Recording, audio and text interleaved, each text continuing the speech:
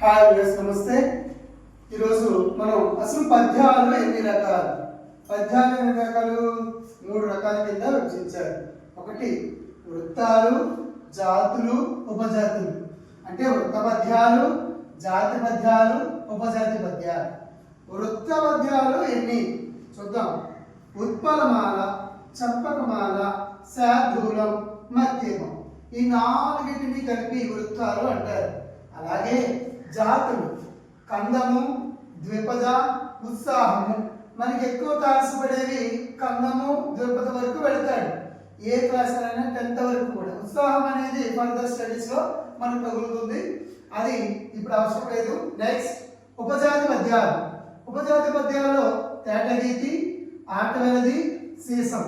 ఇవి కూడా మనకి ఎక్కువ ఛందస్సులో ఇస్తూ ఉంటాడు.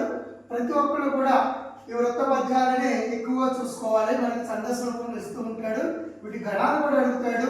ఇందులో ఎత్తులు ఉంటాయి, ప్రాసలు ఉంటాయి, ప్రాస ఎత్తు కూడా పాటించవచ్చు. ఇవన్నీ ఒకసారి చూసుకోండి. మన ఛానల్ని సబ్స్క్రైబ్ చేయండి, లైక్ చేసి షేర్ చేయండి. Thank you.